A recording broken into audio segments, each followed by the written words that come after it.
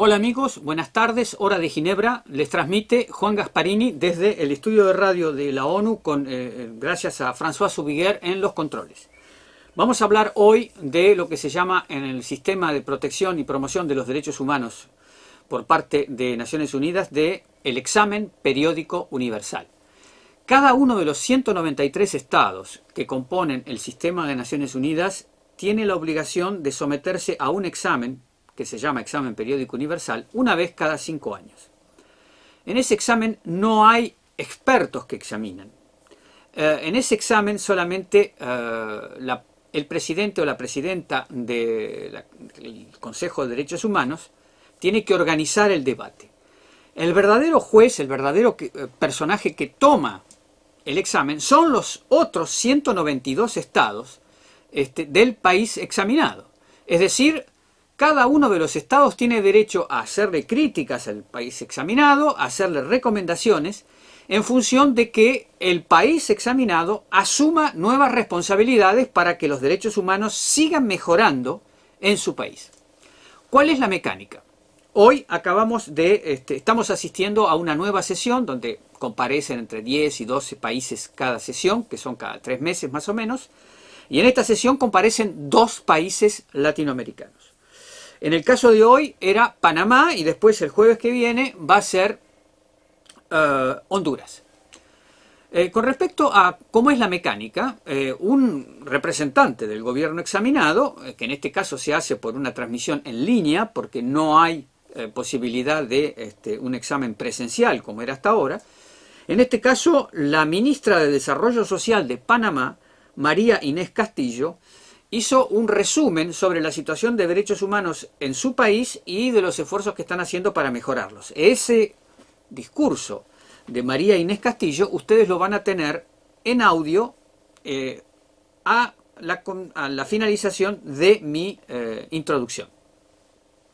Allí ella se refirió a los múltiples problemas que tiene en este momento su país y los esfuerzos que están haciendo para resolverlos.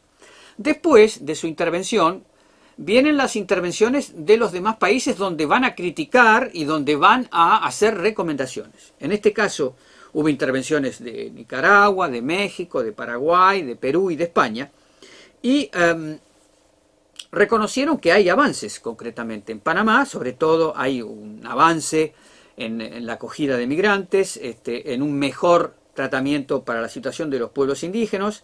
Hay una voluntad de impedir la trata de personas, mejorar los derechos de la mujer, luchar contra el racismo, la intolerancia, mejorar la situación de los afrodescendientes y por último está el tema del COVID-19 donde también se reconocen una preocupación y una mejora de las estructuras para enfrentar la pandemia. Los países que intervinieron hasta este momento, porque el debate no ha terminado, pero como el estudio de radio de aquí en la ONU se cierra más tarde, le hicieron hacer llegar una serie de recomendaciones y hay recomendaciones que se repiten, quiere decir que ha sido sentida por otros países. Por un lado, se le pide a Panamá que reconozca el famoso convenio 169 de la OIT, que reconoce el derecho de los pueblos indígenas a una información previa y a un acuerdo para todo tipo de intervención, de explotación de tierras, de acceso a tierras que tienen riquezas naturales, que tiene que haber una consulta previa y eso se tiene que dar a través de la ratificación del convenio 169 de la OIT que Panamá todavía no ha ratificado. Entonces hay un aliento para que Panamá lo haga.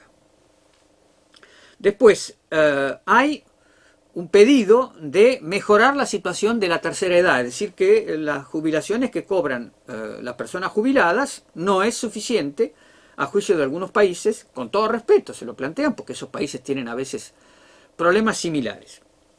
Y hay un problema que resalta muy importante, que son el reclutamiento forzoso de menores en zonas rurales, para incorporarlos en grupos paramilitares que están en el control de las riquezas naturales de distintas zonas en Panamá. O sea que son grupos no estatales, ilegales y de violencia, que ejercen la violencia para sus objetivos, que son ilegales.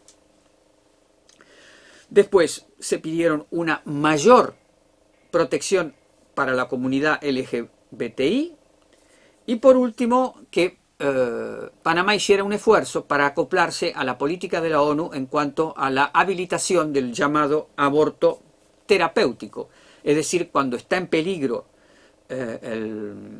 la salud de la madre o la salud del niño. Esto va a continuar porque después de esto, en 72 horas, la ONU ofrece a todos los países, a Panamá en particular, un resumen de lo que le han pedido los países como recomendaciones. Y es ahí donde Panamá tiene que definirse en 72 horas. Normalmente los países piden un lapso de tiempo y la exigencia de la ONU es que se tienen que definir por sí o por no para aceptar o no las recomendaciones que se hacen. Pero no van a pasar 5 años hasta que se vuelva a hablar de Panamá. La ONU tiene un mecanismo intermedio y hace un seguimiento de las recomendaciones aceptadas, que aceptará Panamá, para dentro de 2 años y medio poder chequear si esas recomendaciones aceptadas han sido puestas en marcha.